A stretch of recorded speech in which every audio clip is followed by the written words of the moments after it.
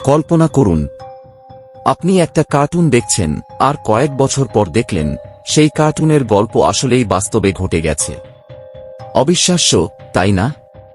কিন্তু ঠিক এমনটাই ঘটছে সিম্পসনস নামের এক জনপ্রিয় কার্টুনের সাথে।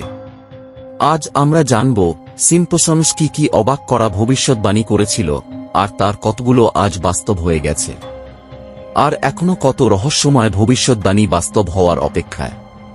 প্রথমে আসি 2000 সালের সেই বিখ্যাত ভবিষ্যৎবাণীতে। বার্ড টু দ্য ফিউচার এ দেখানো হয়েছিল ডোনাল্ড ট্রাম্প হবে আমেরিকার প্রেসিডেন্ট।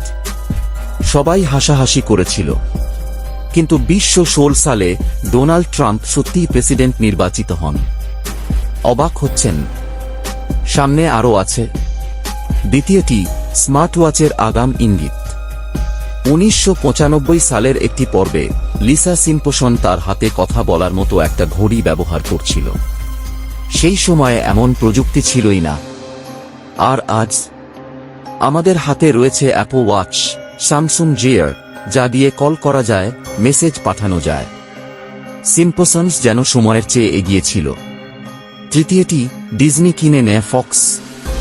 1998 সালের এক পর্বে দেখানো হয় ডিজনি ফক্স কিনে নিচ্ছে, আর বাস্তবে 2019 সালে ডিজনি সত্যিই ফক্স স্টুডিওসকে কিনে নেয়। কাকতালীয় নাকি কিছু গোপন সূত্র? আরও কিছু ছোট ভবিষ্যৎবাণী। অটোমেটিক ইমেল সেন্ডিং ভাইরাস ছড়ানো, ভোল্টোকার চালিত গাড়ি, নোবেল বিজয়ীদের ঠিকঠাক ভবিষ্যৎবাণী করা, গ্লোবাল প্যান্ডেমিক ইঙ্গিত।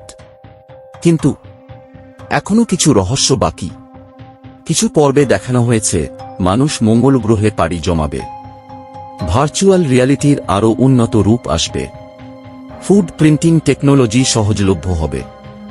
এগুলো এখনো পুরোপুরি বাস্তব হয়নি, তবে আমরা এগিয়ে যাচ্ছি সেই দিকেই।